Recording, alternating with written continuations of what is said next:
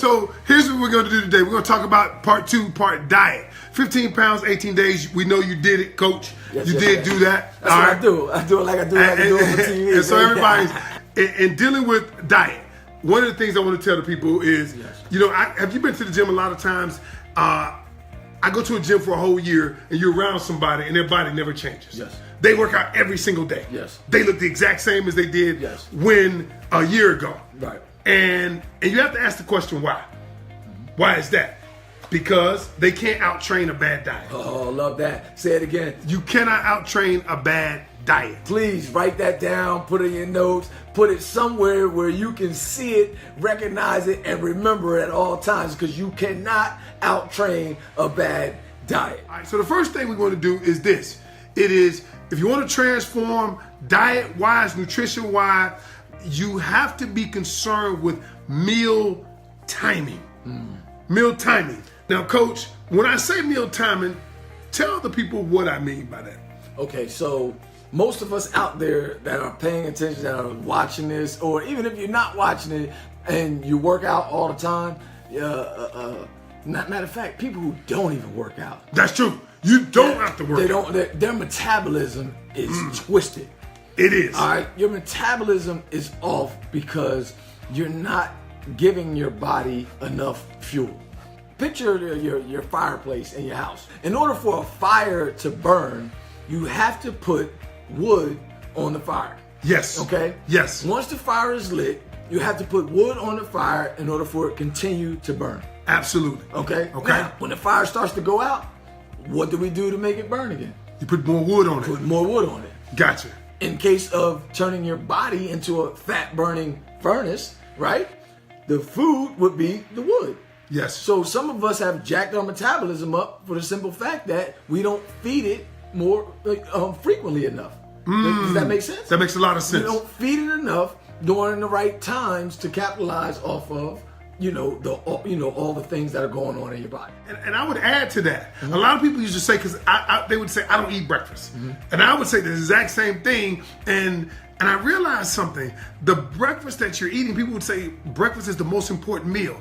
And I realized why. Because breakfast acts as the kindling. Yes. And the kindling, when you start a fire, you don't start the fire with the big log. Right. You start it with the kindling. Right. So the breakfast ignites, gets the metabolism started, right? Gets it started, baby. Wow. And then you start putting more logs on it as the day moves forward. So when you wake up in the morning, your body is in a fasted state. All right. So that means it's been in a state of breakdown all night long.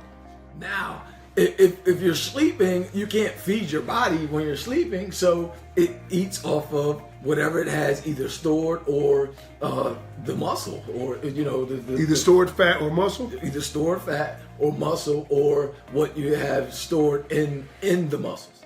After you sleep for a certain amount of time, you wake up, and a lot of people say they don't eat breakfast. Well, your body is still in that catabolic state, that state of breakdown, that state of eating off of itself. Just like catabolism. Yes. That's why they call it a catabolic state. So you have anabolic and catabolic. Right. Now, you wake up, and then you get your day started, and you still haven't eaten nothing. Wow. So it's 2 times a day that your body is primed to build muscle. It's after a workout and during a deep sleep. That means you have to feed your body right before you work out, after you work out, before you go to sleep, and after you wake up. Wow. So the reason why I said there's 2 times a day, for you to take advantage of this, because you're going to be in a building state, is because when you break your muscles down, like during the workout, there's only one macronutrient that's responsible for building that muscle back up. That is protein. Gotcha. Pay attention to what I'm telling you. Gotcha. There's only one macronutrient out there that can help you build the muscle and repair it after you break it down. When you're sleeping and you wake up, it's like you just worked out and you just finished working out. You got to feed your body the same way you feed it when you get done working out. You have to feed it like that when you wake up. Second thing is monitor your macronutrients. Okay. Now we're going to get into something real deep.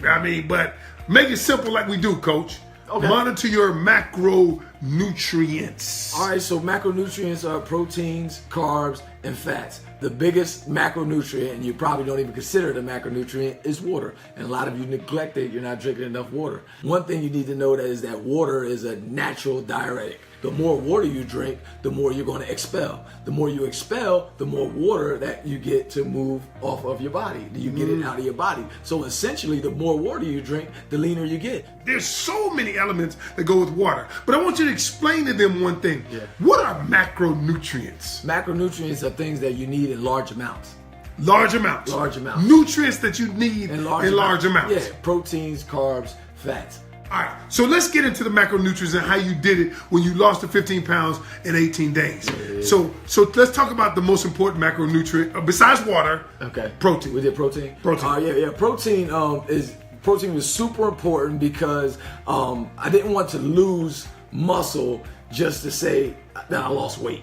Okay, so that means, if I would have lost muscle while I was losing weight, then I would have came back when I put the weight back on, I would be actually fatter, so to speak. Please explain this. Hold on. Stop. Okay. Explain that. Because I've explained that to a lot of people, but they don't even know this. So you have a lot of people out there that just run or just do aerobic training and stuff like that. And they're like, I'm losing weight. And they're just looking at the number on the scale. But they're not doing anything to, break down their muscle so they can build more muscle and then eat the right stuff so they can, build more lean muscle. Essentially, you only have two things on your body, which is fat and muscle. So if you don't want any more fat, you want lean muscle. And a lot of people aren't doing anything to get lean muscle. So when they're losing weight, they're not losing fat, they're losing muscle because they're not doing anything to gain lean muscle. So when we talk about my macronutrients were measured out. All right, if you guys don't have a food scale, this is probably one of the reasons why you're getting stuck in your diet. Yes. Right now, I mean, your whole journey is stuck because you're not eating the right amount of foods, right. The right amount of macronutrients. You're not weighing them out. You're being too lazy to go to Walmart and get a $12, $13, $15, $22 scale and then measure the food out. That's good. And prior to that, you're being too lazy because you don't even want to prep the food. Right. So, preparation was key. Preparation was something that had to do because it limited options. It cut all the options out. So we did the macronutrients, but what he just said was preparation was the key. And in preparing my meals, and we both do this on Sundays. I prepare my meals. On Sundays, he prepares his meals. You can pick the day of week that you prepare your meals, but once you get these macronutrients and you decide, okay, I need to take in 120 grams of protein a day. I need to take in, 85 carbs a day and 30 fats a day. Then I need to prep that stuff. Because like I know, if you are not prepared, you're going to eat whatever's available. And our third point is momentum. Some of us, we don't like being uncomfortable for a little second, and we can never build up momentum. It takes 21 days to make or break a habit. So why don't you stay on a little uncomfortable train for at least 21 days so you can build up a little full steam ahead momentum, and then you can go ahead and bust through the wall like a locomotive, all right? I like what you said, momentum. Momentum. And what momentum does is it allows you to stop thinking and start doing. Oh, yeah. If I can get to a point where I can condition my own mind, the rest will take care of itself. And I've spent my life for the last 10 years doing that. And what we're going to do with all the people out here coming up soon is we're going to show you how to condition your own mindset. And you don't even know that it's happening because it happens on a subconscious level. To recap the three things that we talked about today, the first thing was meal timing. Eating more frequent meals will drive your metabolism up. Okay? Monitor your macros was number 2. Yes. That means your proteins, carbs. And the last thing is momentum. Make it so you don't have to think about it. All right?